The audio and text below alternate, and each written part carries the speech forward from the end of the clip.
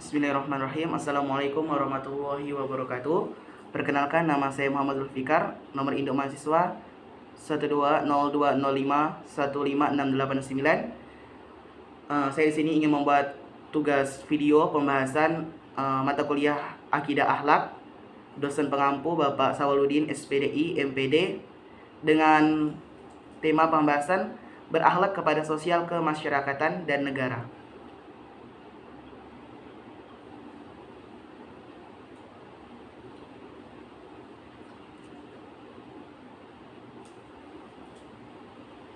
Akhlak dalam kehidupan sosial kemasyarakatan terhadap sesama muslim.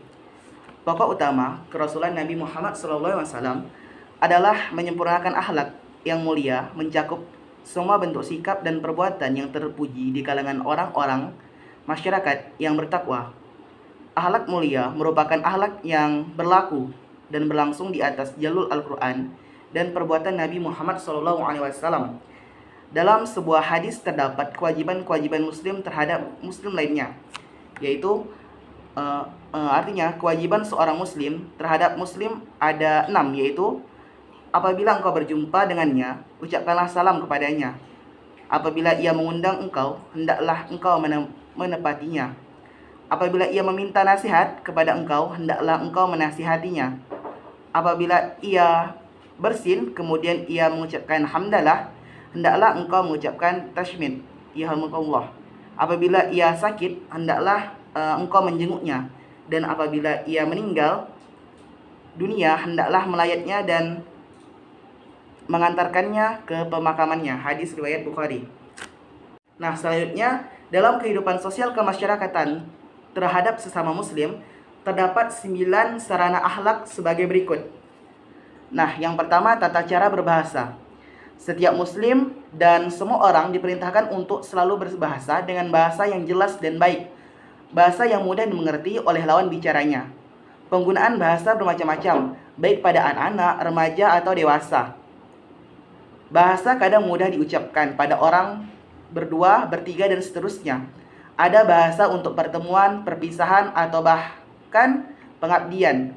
Karena ada perbincangan atau percakapan bahasa, maka orang yang diajak bicara diperintahkan untuk memperhatikannya. Yang kedua ialah tata cara salam. Setiap masyarakat memiliki tata cara memberi salam. Sebagaimana juga dengan Islam, salam telah menepati kedudukan sendiri dalam Islam, lebih istimewa dibanding dengan agama di luar Islam.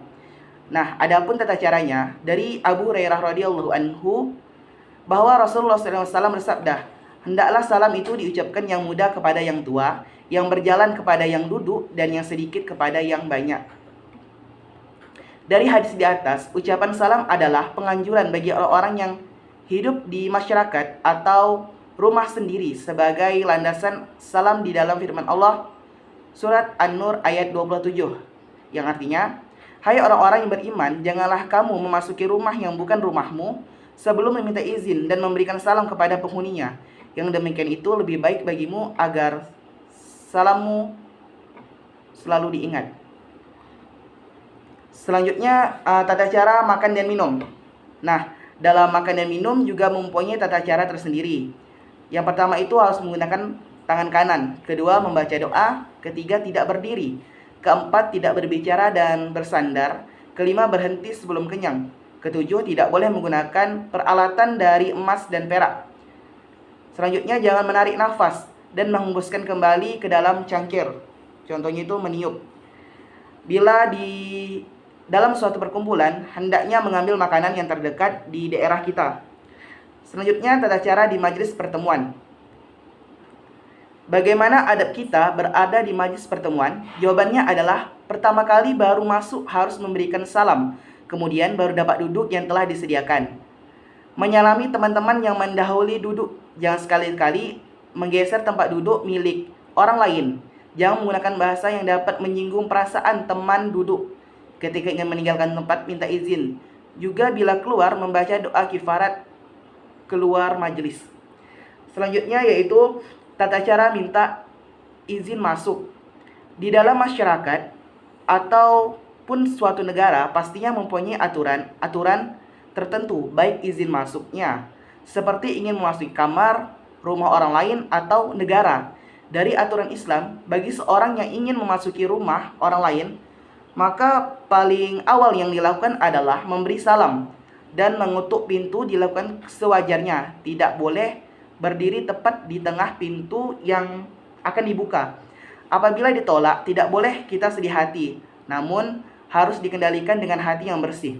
Selanjutnya yaitu tata cara memberi ucapan selamat. Ada 7 rangkaian yang ada dalam Islam ketika mengucapkan ucapan selamat. Yang pertama itu dalam rangka acara pernikahan. Yang kedua dalam rangka kelahiran seorang bayi kepada ibunya. Yang ketiga kembalinya seorang musafir yang berpergian. Keempat pulangnya seorang dari jihad. Kelima sekembalinya dari haji. Keenam pada hari raya Idul Fitri dan Idul Adha. Dan yang terakhir ketika seorang mendapat kenikmatan tertentu seperti kenaikan pangkat, mendapatkan hadiah, atau mendapatkan sebuah prestasi. Dan selanjutnya yaitu tata cara berkelakar. Dalam ajaran Islam bercanda diperbolehkan. Namun hal itu bukan berarti bebas sesuka hati sehingga tak ingat norma sosial. Ada 3 syarat diperbolehkan bercanda, yaitu tidak boleh berlebihan sehingga menjadi lupa kepada Allah. Kedua, tidak boleh berkelakar sehingga menyakiti baik yang bersifat jasmani ataupun ruhaniyah seperti ucapan hinaan. Yang ketiga, tidak bersifat dusta atau penipuan dan kata-kata kotor. Selanjutnya, tata cara menjenguk orang sakit. Nah, dalam hidup bermasyarakat sudah selayaknya kita saling memperhatikan keadaan tetangga kita atau kerabat yang dekat dengan kita. Salah satunya wujud dari perhatian itu adalah menjenguknya ketika dia sakit. Nah, adapun hal yang harus diperhatikan dalam hal ini ialah segera menjenguk ketika mendengar kabar tentang kondisi kesehatan kerabatnya. Mengucapkan kata-kata yang meringankan beban batin orang yang sakit. Selanjutnya mendoakan secara khusus ketika menjenguk orang yang sakit.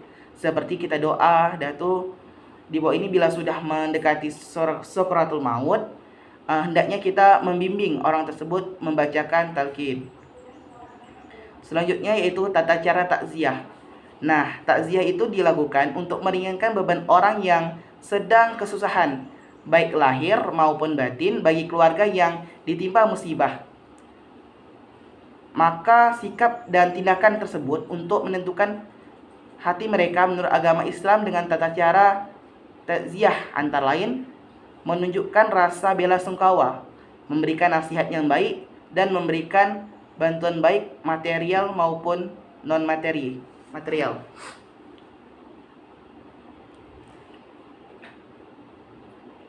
Selanjutnya akhlak dalam kehidupan sosial kemasyarakatan terhadap non-muslim. Akhlak terhadap non-muslim menurut agama antara lain mewujudkan kasih sayang kepada seluruh alam termasuk pada orang-orang non-muslim. Tidak boleh menghina sesembahan mereka.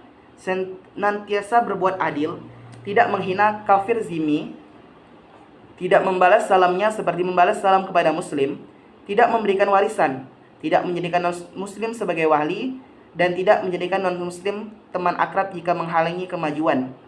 Akhlak terhadap non-muslim menurut etika. Toleransi. Nah, toleransi dalam kehidupan beragama juga harus diterapkan dalam kehidupan sehari-hari dengan menghormati praktik ibadah agama non-muslim dan hendaknya masing-masing saling menghargai agar terciptanya kehidupan sosial yang damai. Selanjutnya, akhlak dan bernegara.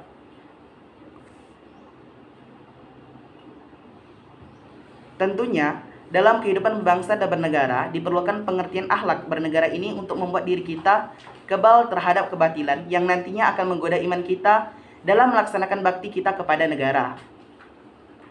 Yang pertama itu adalah musyawarah. Musyawarah dapat berarti mengatakan atau mengajukan sesuatu. Salah satu ayat dalam Al-Quran yang membahas mengenai musyawarah adalah surah Asy-Syura ayat 38, yang artinya, dan bagi orang-orang yang mematuhi seruan Tuhannya dan mendirikan sholat, sedangkan urusan mereka diputuskan dengan musyawarah antara mereka, dan mereka menafkahkan sebagian dari rezeki yang kami berikan kepada mereka. Quran Surah Asy-Syura ayat 38. Selanjutnya, perilaku adil. Di dalam Al-Quran terdapat beberapa ayat yang memerintahkan supaya manusia berlaku adil dan menegakkan keadilan. Perintah itu ada yang bersifat umum dan ada yang khusus dalam bidang-bidang tertentu. Selanjutnya, nomokrasi Islam. Dengan demikian, kekuasaan yang dimiliki manusia hanyalah sekedar amanah dari Allah SWT.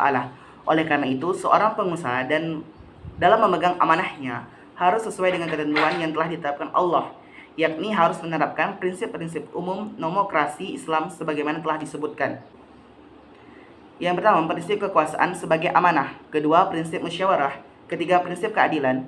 Keempat, prinsip persamaan. Kelima, prinsip peradilan bebas. Ketujuh, prinsip perdamaian. Ke-8, prinsip kesejahteraan. Ke-9, prinsip ketaatan rakyat. Hanya ini pembahasan yang dapat saya bahas. Terlebih dan terkurang saya maaf. Wassalamualaikum warahmatullahi wabarakatuh.